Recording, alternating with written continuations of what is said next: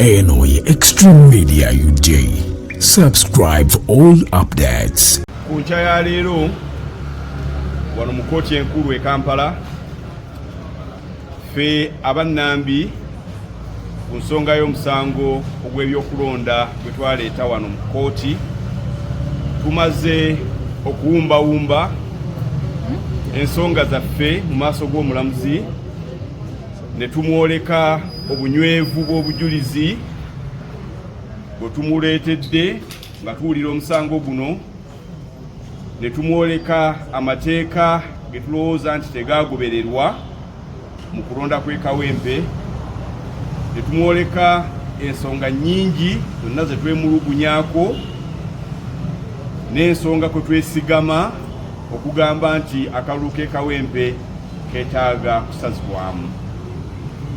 Omulamuzi tumubuulidde mu kuwumbawumba kuno nti obujulizi bwe twamuwa bw'ossaako amateeka agalina okugobererwa mu kulonda, toyinza kulemwa kusazaamu kalulu k'e Kawempe.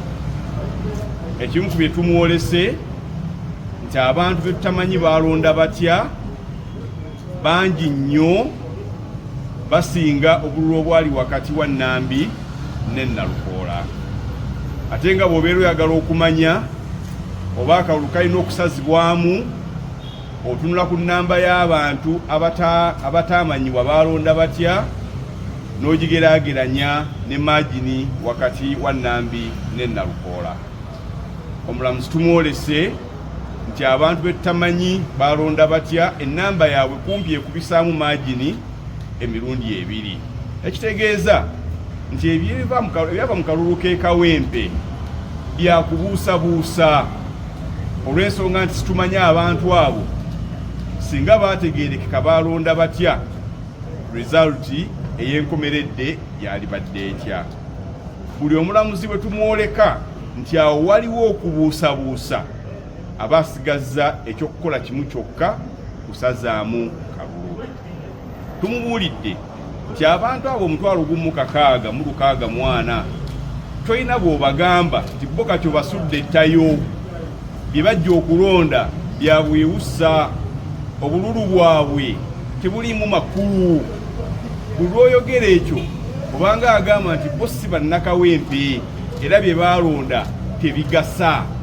Omulamuzi tumubuulidde ebitasobola kikola, era nitumwoleka emisango enkumuliitu ejja kkooti ejulirwamu bweppo ne kkooti ensukkulumu ng'egamba nti nga zigamba emisango egyo nga gigamba nti buli lw'olengera ng'abantu abataategeerekeka balonda batya basinga magini, obungi magini wakati wawangudde nazzeeko, oteekwa buteekwa kusazaamu kalulu, abantu baddeyo balonde, buli omu ategeerekeke alonze atya.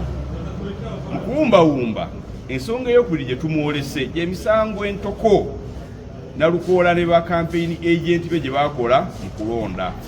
Tumaze ebbanga nga tugibabuulira emisango egyo.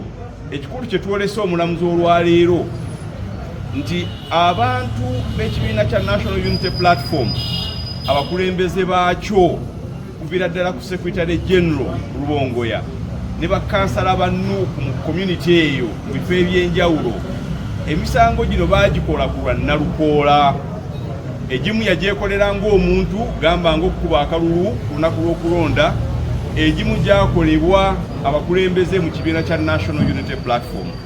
Ate nga ye mwennyini yajja n'agamba kkooti kino kye kibiina ekyamusponsoringa okujja mu kalulu, era abajulizi be yaleeta omuli ne Secretary General ne booleka bulungi nti mu kampeyini ye baalimu ne ku lunaku olw'okulonda baalimu. So nno ffe nga tugamba omulamuzi tewaba mu kubeeramu okwo balina ebitaagenda bulungi bye baakola, Nalukoola abivunaanyizibwako kubanga ekibiina kye nga wakkiriza kye kyamuleeta, tasobola kukkirizaako birungi byokka bye kyakola mu kampeyini ne ku lunaku lw'okulonda, ate ebibi bye kyakola n'abyesammula. Tugambye omulamuzi nti avunaanyizibwa bujjuvu ku bintu byonna abakulembeze ba National Unity Platform bye baakola mu kalulu k'e Kawempe.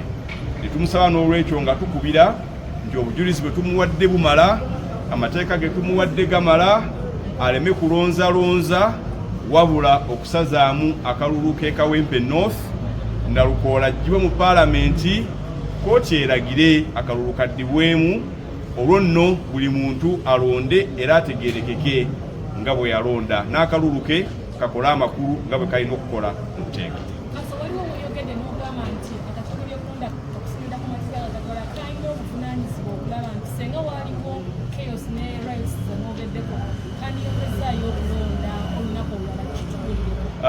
Kakati bwe batunyonnyola omulamuzi tumbuulidde nti akakiiko k'ebyokulonda kalina ebitaagenda bulungi nga kko akakiiko k'ebyokulonda. Ne tumbuulira nti etteeka lyawa akakiiko k'ekulonda ebbeetu okutereeza ebintu ebyo. Gamba singa kaategeera nti ku polling stations 14 okubala obululu kugaanye, etteeka lyali likawa ebbeetu okugamba nti obululu obwo bunaaba lwenkeera, kubanga etteeka liwa akakiiko k'ebyokulonda ebbeetu eryo. Singa kaagamba nti bannanga obululu buno bwonoonese era akakiiko k'ebyokulonda kalina ebbeetu okuzzaamu abalonzi mu polling stations ezo 14 olunaku oluddako muzokke 14 ne balonda, olwo buli omu n'ategeerekeka alonza atya. Etteeka liwa akakiiko k'ebyokulonda ennaku 48 okulangirira omuwanguzi okuva ku kulonda okutandise. Simanyi kyali kibapapya kulangirira Nalukoola ku ssaawa ez'omutumbi 6 nga bategedde tuwaliwo ebifo 14 ebirina abalonzi 1,700 kumpi obululu Nalukoola bwe yafuna ebitakomyewo. Etteeka libawa ebbeetu okuddamu okulonda enkeera ne batakikola. Baalinga abeekobanye ne Nalukoola okumala gamuyisa mu kamooli bamulangirire matumbi budde, n'etteeka newankubadde nga lyali bawa ebbeetu okugumiikirizaako enkya abantu baddemu okulonda. Essaawa 48 zaali zikyaliko, situmanyi lwaki tebaakikola. Naye omulamuzi tumubuulidde nti okulemererwa okukola ekyo etteeka lye kyali kibawo okukola kwali kumenya tteeka, era olw'ensonga eyo abantu abo tebaakomyawo byava mu kulonda, ate nga kyekimu ku bye tuyimiriddeko okulaba ng'omulamuzi tumukonvinsinga oba tumukakasa abeere nga asazaamu akalulu ke Kawempe.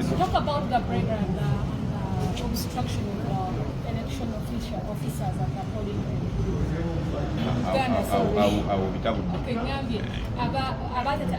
Abaali bakulemberamu ebyokulonda okubeera nga babataatagana naabo n'ensonga y'okubeera nga kakati mulimu emisango Nalukoola gye yakola gye tumuvunaana wano mu kkooti, misango giringa 4.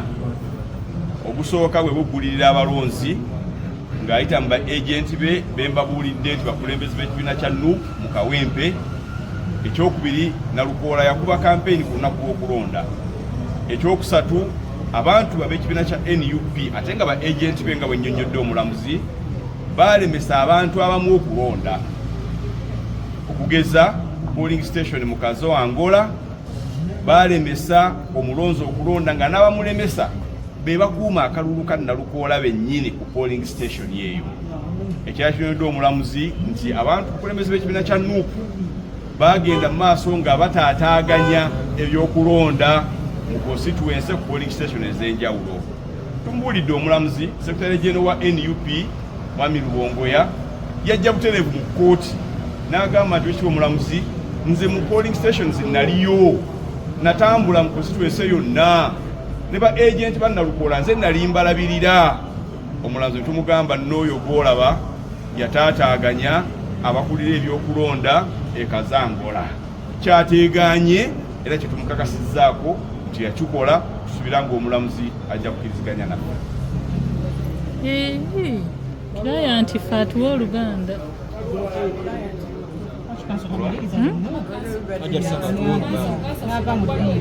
Okakasa bukakasi.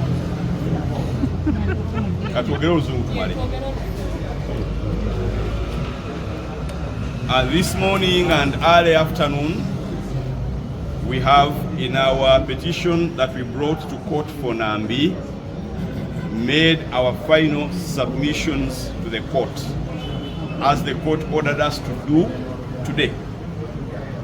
We have convinced the judge, we believe, that the evidence we have brought to court the laws upon which we have relied, the authorities upon which we have relied, that it is only one conclusion that can be reached in this matter: the annulment of the election of Nalukola as a Member of Parliament for Kawempe Division North constituency.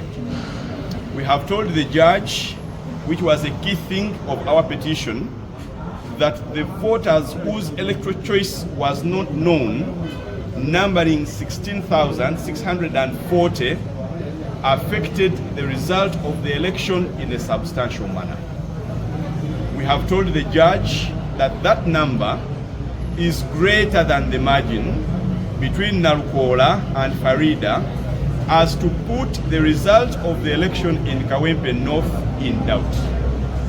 We have told the judge that if we want to know whether the election was affected substantially, what you do is to look at the number of people who were disenfranchised, in this case 16,640, and gauge it, compare it with the margin between the winner and the petitioner, which is nearly half that number.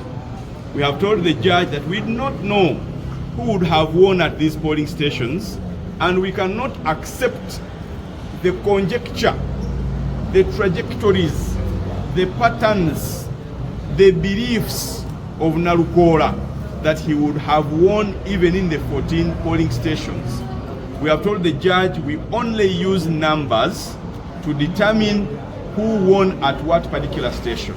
And because we don't have those numbers, and we have told the judge before that there are polling stations that Nambi won and those that Nalukola won, it is highly possible, and it is the case, that the result of the election is in doubt. And that is all that the law requires us to prove, okay? That the election result is unknown with certainty, okay? Because we do not have the results from 14 polling stations. Secondly, we have told the judge, given him the law, given him the authorities on the various offenses that we brought and charged Nalukola with.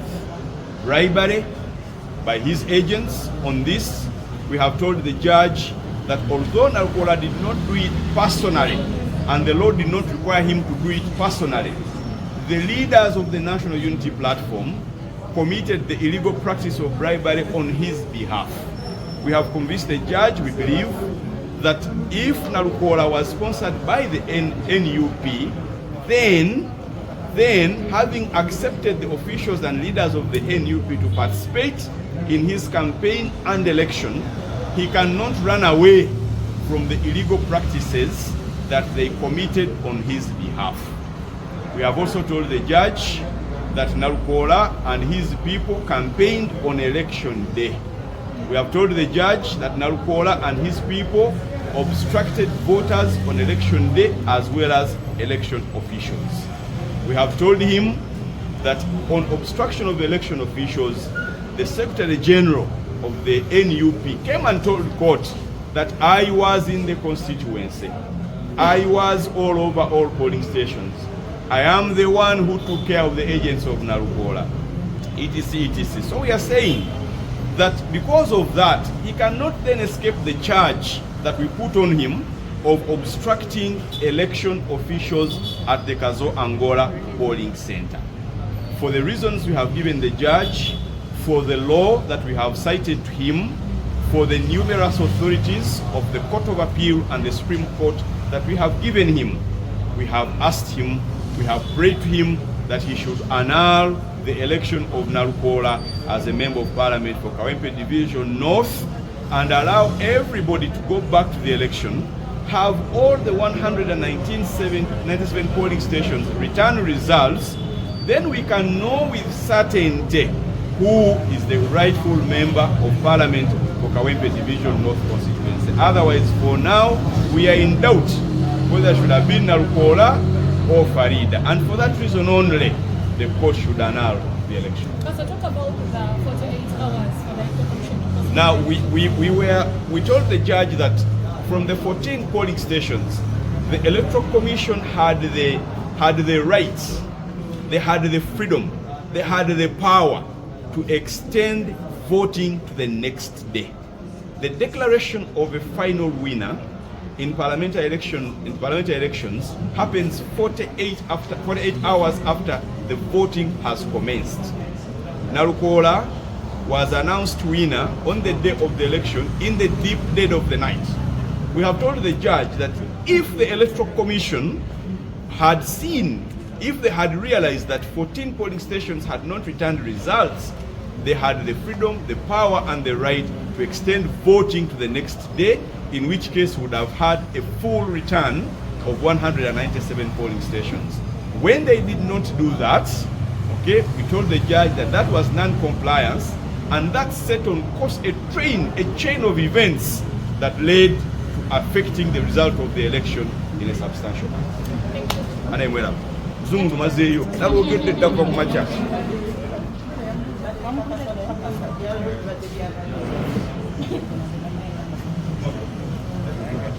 Abalungi abatuuliriza era abatulaba olunaku olwaleero tukyaddeko ewa Sheikh Asiraf Dembe.